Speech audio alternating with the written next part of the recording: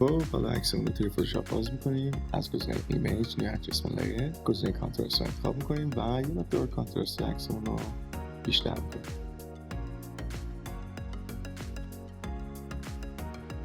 حالا روی گزینه لایر کلیک میکنیم و نیو ادجستمنت لایر گزینه هیو سچوریشن انتخاب میکنیم تا بتونیم روی عکسمون رنگ رو تغییر بدیم.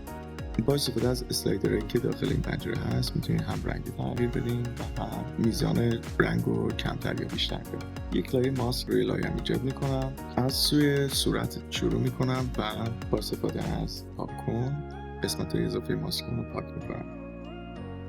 توجه کنید که هر جایی از کار خواستیم سایز پاک کنید رو تغییر بدیم، با کلیک راست روی صفحه پنجره تغییر سایز ها براتون باز میشه.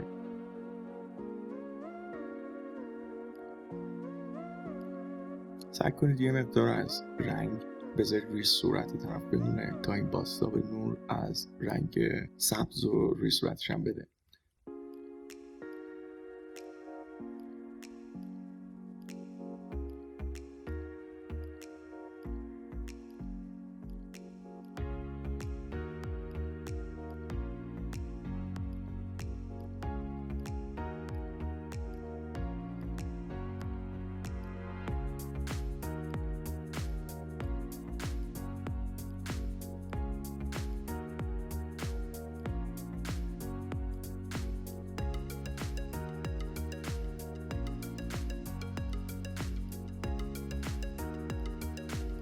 حالا یه رنگ کاملا سرد انتخاب میکنیم از داخل تصویرمون و روی لایه جدید اونو با استفاده از ابزار سطح رنگ میریزیم و مودمون رو تغییر بدیم به کالر و اوپاسیتی این لایه‌مون رو میذاریم روی 16%.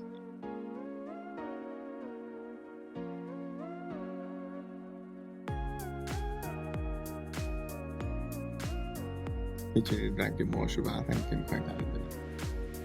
امیدوارم از این آموزش لذت برده باشین و حتما کانال رو سابسکرایب کنین و برای حمایت از ما کافیه که ویدیو رو لایک کنین. خیلی ممنون.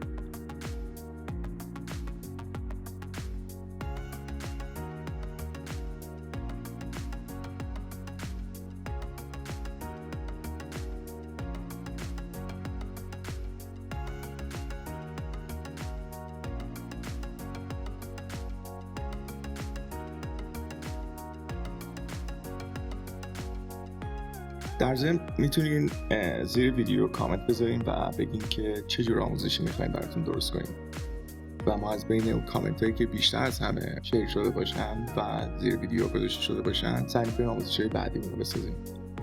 خیلی ممنون.